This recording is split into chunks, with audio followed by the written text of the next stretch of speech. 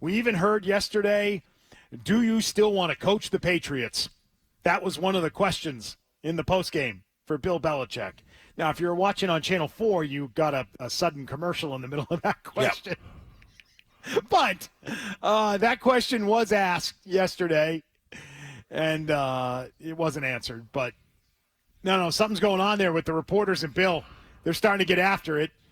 When you drop to 2-10, well, that's where things stand, right? Anyway, the defense is pissed. Burt Breer had it yesterday on our pregame show with Gasper and Murray and told those guys it wasn't a great week of practice. Not meaning that they practiced poorly, but that the defense is letting it be known that they're not happy with their own teammates. Yeah, so been talking about Jim. It seems like everybody does believe that this is going to be it, and the Patriots didn't have the best week of practice either, and there were ups and downs, and I don't think it finished on a great note. But I think the one thing that people I talked to took away from it was while Bailey Zappe wasn't great, it may have been the best quarterbacking in practice they've gotten in a little while. And a big part of it is he's doing what the offense is telling him to do. Now, the problem is that physically, you don't know whether or not he's capable of doing the things that even, an average NFL starting quarterback can do physically. But, at the very least, it does seem to the people there at least that he is running the offense as the offense is prescribed to be run. And so, maybe that gives the other guys in the huddle a better chance to make plays than they've had with Mac Jones in there. And Mac Jones, by the way, was running the scout team all week. So he elaborates and goes on and also said it on TV. The defense not happy with the offense. There's a divide there. And then after the game, Devon Godshaw went all in and even called out Tyquan Thornton for letting that ball go through his hands yesterday. He named him in his answer. He said, Tyquan Thornton, look at Tyquan. You got to make that catch. The margins are so slim in this league. The difference between winning and losing in this league is that play. Is that type of play. You've got to make that play. I said it to Bob prior to that. When's the last time you remember them throwing the ball over 20 yards downfield? They don't push it. If I'm a defensive coordinator, they got to be the easiest team to defend. If I'm a coordinator in this league, I'd be licking my chops. If I had two-man corners, I'd be locking them up, and I'd send secondary pressure. I'd bring second-level pressure. I wouldn't rush 4 or 5. I'd bring 6. I'd do a single-high safety, and I'd man up outside because you can't beat man. Can't beat it. You don't have man beaters. But then you see the sweep by Tyquan Thornton. Then you see him get open on a deep thing. The sad thing is there is speed there.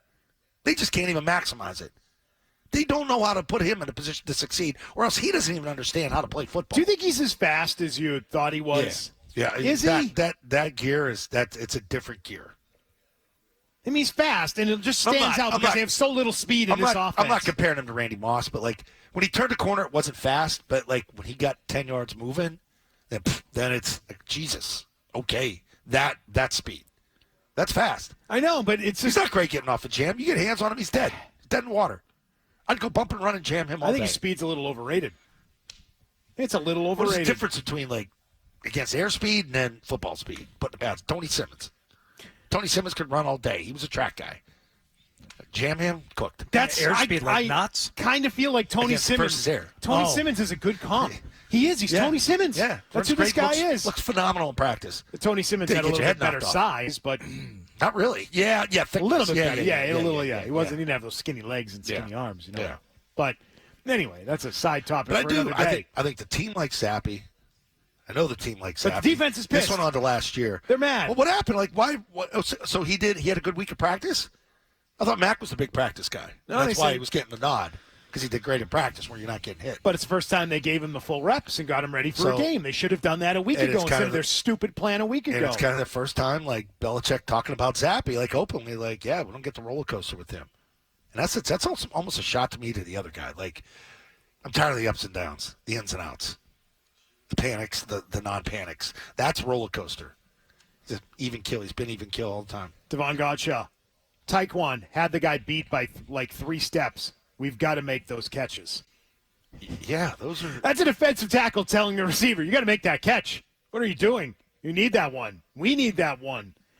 We want to win a game. We held them to 2 field goals today. Patriots, 13 points in 12 quarters. That is a freaking nightmare. They are. It's unbelievable. Horrible. So if Mac was in there yesterday, no hope of being any better? No. Because maybe you get a panic throw and he gets picked. Might have been worse. Which means what? Like they lose 13-zip? Maybe. I mean, Mac has driven the team. We already know. We're done. Mac's done here. But Mac has led drives this year. Right? Many years ago.